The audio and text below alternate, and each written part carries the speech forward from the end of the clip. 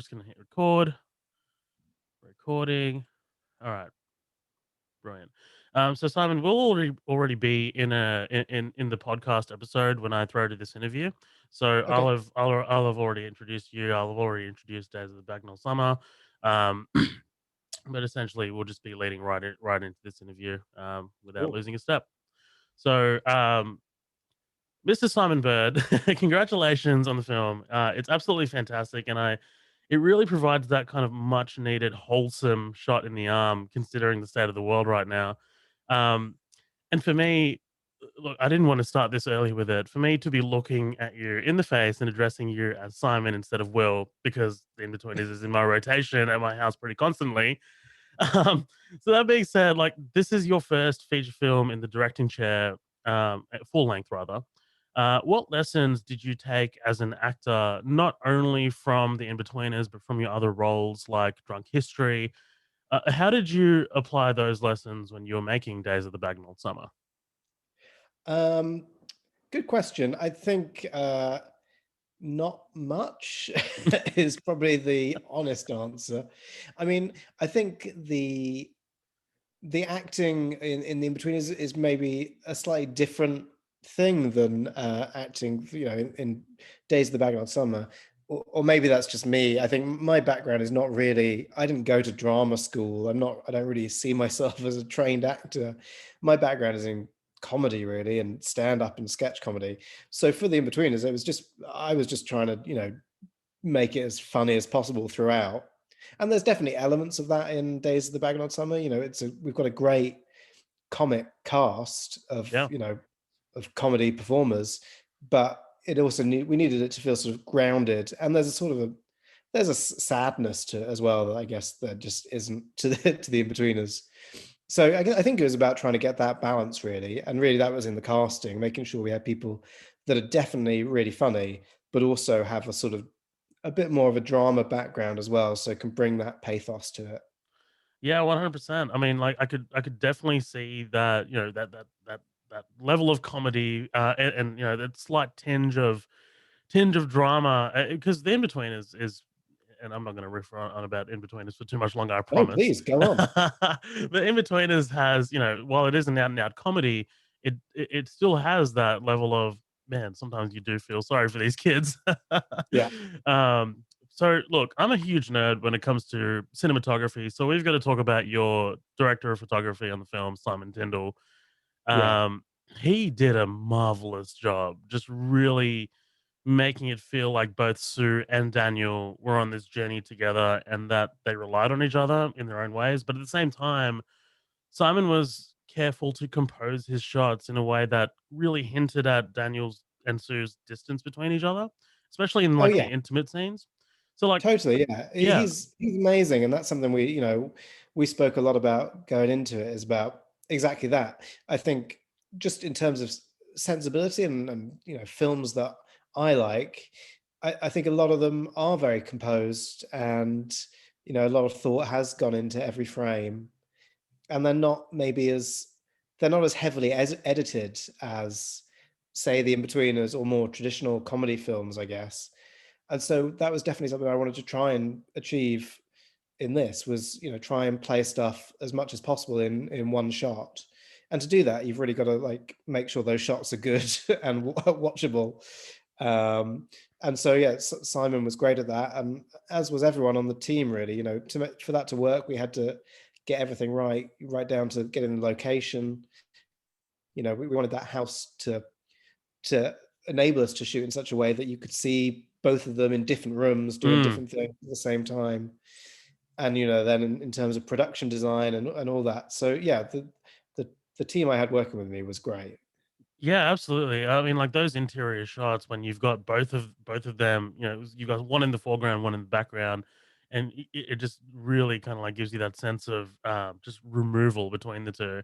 And how often did Simon and yourself talk about the source material, the original graphic novel, and was there an ongoing conversation about mirroring the Joff Winterhart style, or was it just a um, did you use it as as a jumping off point, or did you guys just kind of Yeah, I think I mean, we the reason the film exists is because I and Lisa, who wrote the script, love that book so much. So definitely, I was constantly using it as a reference throughout, just to make sure I wasn't like deviating too far from this source material. The one thing I didn't want at the end was for Joff to say, "Well, you've totally ruined my book." Right, you didn't want Uh, him to, Alan Moore it?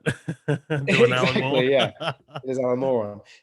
So no, so definitely that was something that we were thinking about. But in terms, I think, of the visuals, actually, I mean, there's one or two shots in the film that are lifted just directly from the book because the drawing and the idea was so sort of spot on. But actually, we moved away from it quite quickly. And one of the things at the beginning of the process, our idea for the look of the film was much closer to the book. Um, Maybe just through a lack of imagination on my part, but we spoke about it being originally being sort of quite grungy and maybe shooting it in black and white and in a square frame, just like the panels of the graphic novel. Right.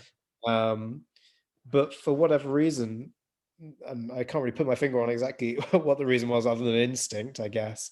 We sort of ended up going like totally the opposite direction.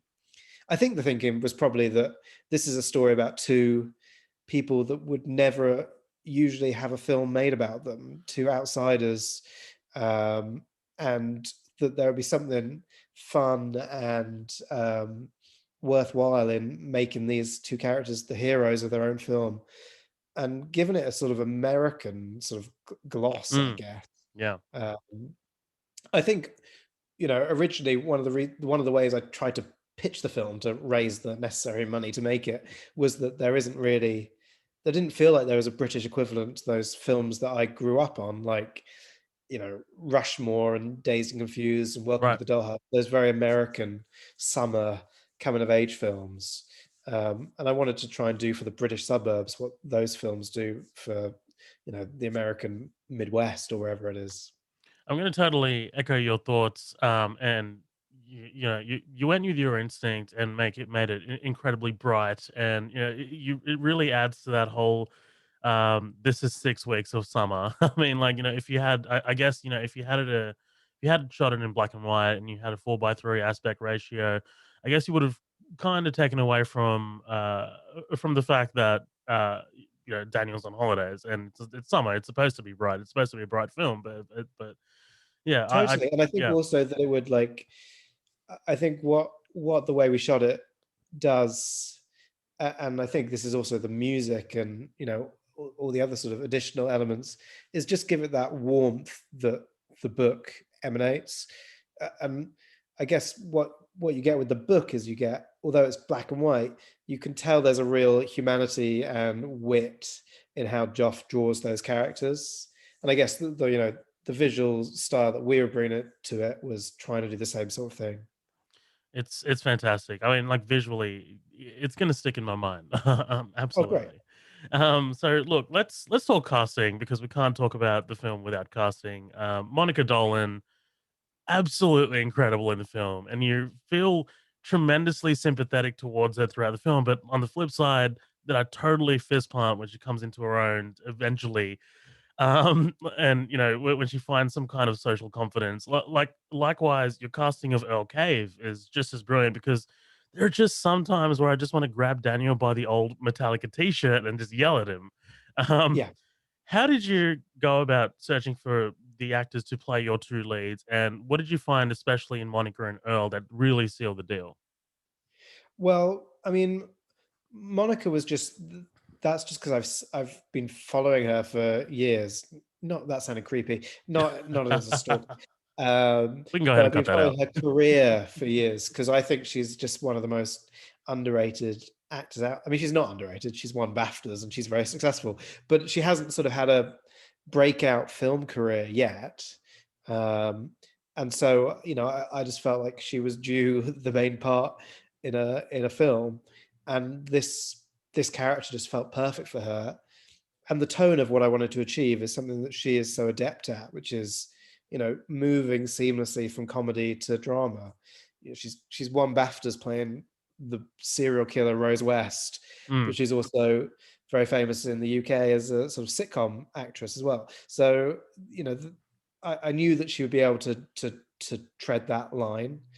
So that was a no-brainer. Also, she looks really like Sue from the book. So Yeah, right. Absolutely. that wasn't the main reason, but that maybe was a It factor. helps. It helps. Yeah. And with Earl, I mean, we saw lots of teenage boys and lots of amazing young actors.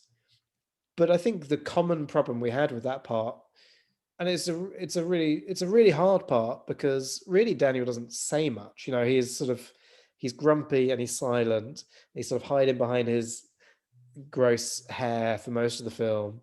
And when he does speak, Unwashed. usually exactly just to it's usually just to swear at his mum. So I guess there was like a concern about him not being sympathetic. So you needed somebody who the you want who the audience are going to root for, despite the fact that he's pretty silent throughout. So we needed somebody who just had a natural magnetism to them and just a sort of soulfulness Mm. uh, that Earl just has in spades as a person in real life.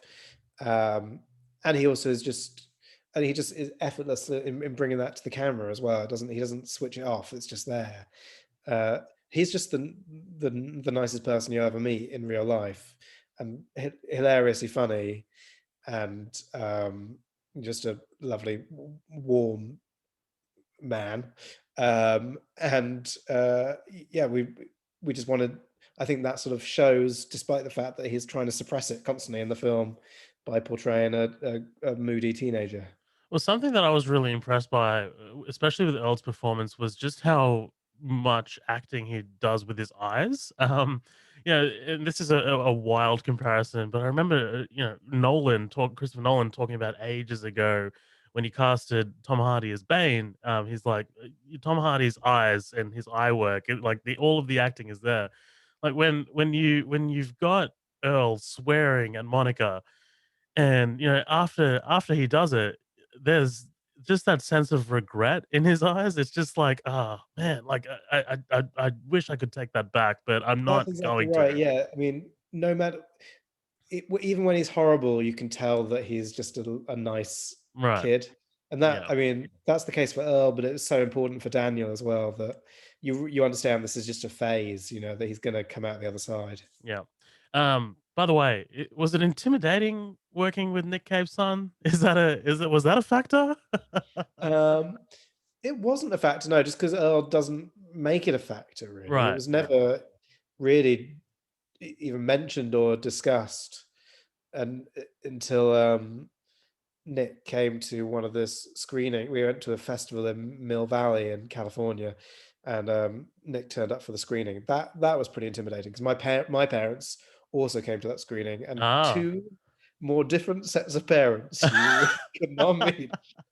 My parents, whatever the opposite of rock stars is, they're economics lecturers, I suppose. Hey, that's, fancy. So Um, yeah. yeah, No, go on. sorry, go on. No, I was just gonna move on to the script actually. So Monica and Earl really make the dialogue sing, and for that we have to credit your amazing partner Lisa for penning the script. When I found out that this was Lisa's first script, I was just totally blown away. I mean, like these feel like living and breathing characters who are stuck in a small space living together but couldn't be further apart. And I'm sure many families over the past 12 months have felt that way. Talk to me about working with Lisa and how did you guys collaborate together? Did you ever feel like work life and your personal life blurred together, or like while you guys were making the Um, film? Did you ever get to quote go home? Well, yeah. So, I mean, just to clarify to your listeners, Lisa is my wife of many years, and she. uh, I think we were both pretty dubious about it, to be honest, and it was sort of it was not. It was definitely not it was not something we went into the project thinking would happen. Lisa didn't want never really suggested she wanted to write it, and I knew that I wanted to direct it and make it happen, and sort of went out looking for a writer. Lisa is a writer. She's a novelist, and her novel is very funny and sad and dialogue heavy. So, I mean, I should have put two and two together and figured out that she would do a brilliant job. But only after meeting a couple of people and not really feeling quite right did she sort of pipe up and say, "Yeah, maybe I could give it a go." And as soon as she said that, it just made total sense because I think the thing I feared as a first time director was working with a writer that I didn't know, and it being just a bit of a slightly awkward or formal process where they submit their draft and then you submit your notes, and it's sort of done through agents, and it's Right. all a bit sort of high pressure and scary. It's much easier, obviously, to be able to chat about a scene over dinner. Right. Um, Absolutely. and I mean, crucially, more to the point, I just knew that she would write something that I would love because I know that we have the same taste and sensibility. And, we've spent the last decade watching films together pretty much every night. So I know that we like the same sort of thing, and that it was going to end up being something that I would want to put my name to. No, absolutely. I mean, I think it's pretty important that you guys had that time to build a rapport and get to understand each other before working on a project, and that worked out in your favor a hundred Yeah. percent. I mean, originally, when we suggested it to the producer, I think there were some raised eyebrows and some, because it does, it sort of smacks of, I mean, it's literal nepotism. That is Yeah, what it is. absolutely. Um, but then, the more I thought about it, the more I thought, actually, a lot of films that I love, I thought about Francis Ha, with Noah Baumbach and Greta Gerwig, Hmm. and all those amazing Cassavetes films with Cassavetes and Yeah. Gina Rowlands. Uh, I really think it helps so much when there's that shorthand there behind with the for the creative team. No, totally. And when you decided to direct a film, were you? And this is not a question that I kind of like had written down, but it's just for my own curiosity now. Did you ever consider doing something original, or did you? How did you come into the decision of I want to adapt this?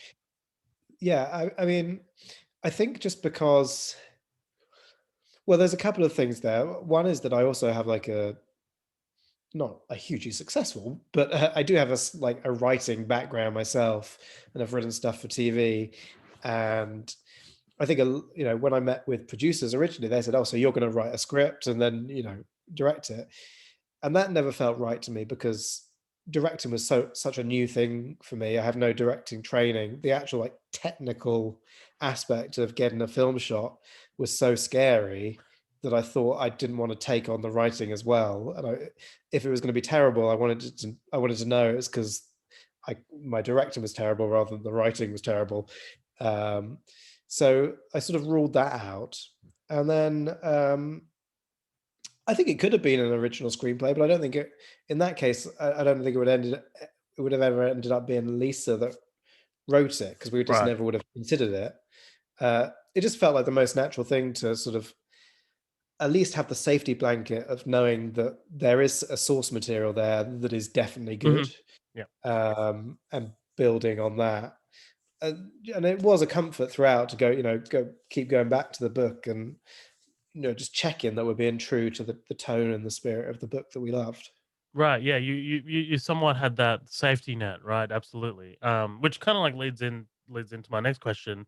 This being such a impressive debut, which is absolutely and rightfully getting so much critical acclaim. What's next for you? Like, are you looking at directing again? And if so, are you looking at directing in the same genre? Do you want to move over to something else? Or are you going to just focus on acting?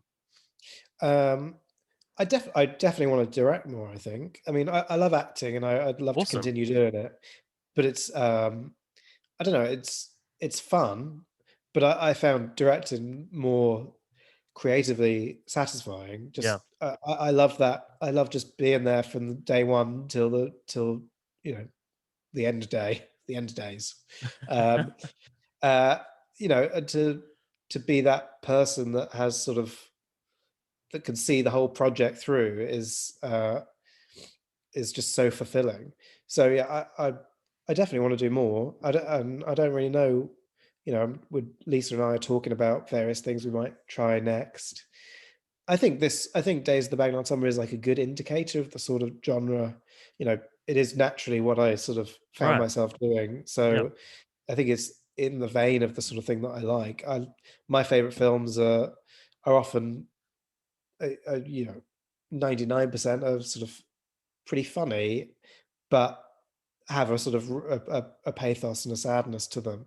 Right. Um, so yeah, to sum up, I think I'd like to do more of the same, really. It's a brilliant kind of like subgenre unto itself, and yeah, I really I think Days of the Bagnall Summer just really kind of like fit into that subgenre. It was fantastic.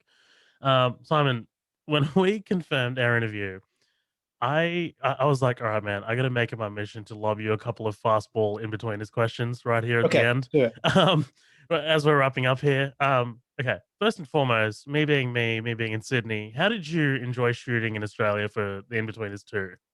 Oh my God, I loved it, and I've sort of been desperate to come back. It was definitely the most that film was the most fun film experience I've ever had. Um, I think because the first film had been successful, we were just I mean, this is so bad, but we were Please. just treated quite well. You know, for the TV series, we were basically like we were paid very little, and just the filming experience was sort of pretty ropey and rough. There was, you know, those TV series were made for very little money, and it was shooting in, you know, like January in the UK. um, so suddenly to be on the Gold Coast, um, staying in a nice hotel was just an absolute joy. We lived like kings. Looking back, really thought at the time, I was like, "Oh, this is what my life is going to be like from now on," and it's absolutely amazing. And it's never been quite as good since. Well, would love to have you back when everything's all said and done. Absolutely. So do and this is just something that I kind of like created in my head, and it's a scenario that I created in my head because I have no idea how how this works practically. But do James Blake, Joe, and yourself like ever get together for a few beers and hang out, reminiscing about the good old days, or are you Of guys? Is course, that yeah, yeah? That's totally. I awesome. mean, That's and awesome. it's I guess not just us. Like I'd say equally part of that gang is Ian and Damon who Right. wrote and Absolutely. produced it. Um, they're slightly older, but they're sort of older brother figures. Um, but yeah, we sort of we try and meet up. But I mean, before COVID, I guess we were trying to meet up every sort of 5 or 6 months, a couple of times a year. We all live in slightly different parts of the country now, so it's harder to do. Right. But Yeah. yeah, we go out for a drink every now and then. Oh, that's awesome. That's so like that's so wholesome to me, like in my own head kind of thing. And okay, look, this is a fun one. Well, not really. I mean, depending on what kind of stories and what your answer to this question is, do you ever get referred to as briefcase on the street? Of course, yeah. Briefcase wanker, Bus bus wankers? wanker, Yeah. just all the wanker varieties. That's my life, essentially. Oh boy. And I how do wouldn't you have it any other way. I was gonna say, how do you fight them off? It's just, I'm a living human being, please. Do you know? I mean, I get asked that question a lot, that it must be like hard or whatever. Right, yeah. It's really, it's so not. It's like the reason all of us go into this business is to make stuff that people like. Yeah, The fact it's that people are endearing in a still, way, right?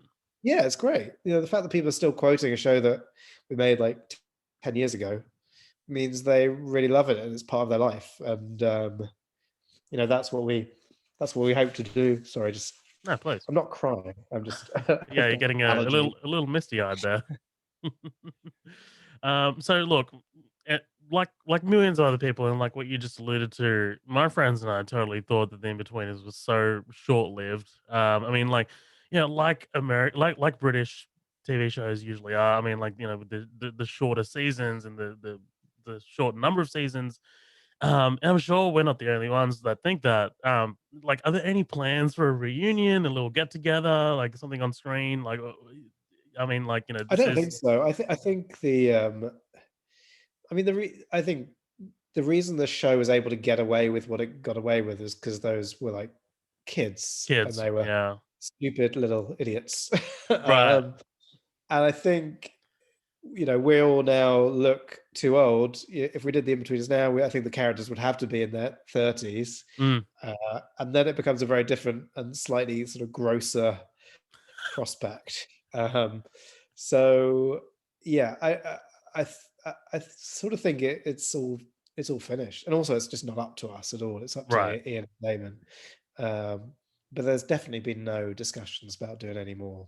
Yeah, no, that's fair enough. And I mean, like, that is 100% a consideration that you kind of have to make because, I mean, how do you write uh, the character of Jay with a kid? I mean, like, Exactly. that's, Yeah, yeah. doesn't But bear thinking about. look, Simon, I'm just going to go ahead and close this out. Congratulations on the film again. It is fantastic. I mean, like the Days of the Bagnold Summer, I recommended it to a couple of friends when when it is out on February 19th. I mean, it's incredibly and confidently well directed, fantastically shot. It sounds amazing, beautifully written, masterfully acted. Um, and again, I just wanted to just really congratulate you because the first time directing a movie, it's gonna be harrowing, and it's gonna be when you put it out, you're just like, oh my god, I hope people like this. I hope people respond to this. But I can tell you 100% that I did. It was beautiful. Oh, So that's so kind. congratulations. Thank you. That's gonna take that quote and put it on the poster. That was excellent. Thank you. Awesome. No worries. So, Days of the Bagnall Summer releases in theaters, virtual cinema, and on digital platforms on February 19th. Is there anything else that you'd like to add, Simon, before we head off here? I've got nothing. Awesome. Well, look, thank you so much for joining us here. This has been an absolute just a milestone for me for the podcast because I mean, like I told you, In Betweeners is in the rotation of like The Office and Parks and Recreation and like at my home. So Oh, wow. Okay, I that's mean, look, it's kind of like one of those shows that you just like look back on, and because the UK upbringing, I guess, is somewhat similar to an Australian upbringing. yeah. Um, you kind of like look back on it and just don't want to let go of your of your childhood somewhat. Oh, So yeah, cling on. shamefully, but I mean, what can you do? But look, Simon, I'm going to go ahead and close this off. Thank you again so much for this No particular worries. Thanks for this having me. for this opportunity. No worries. Cheers. Bye. Bye. All right. Take care, all. Yes, bye.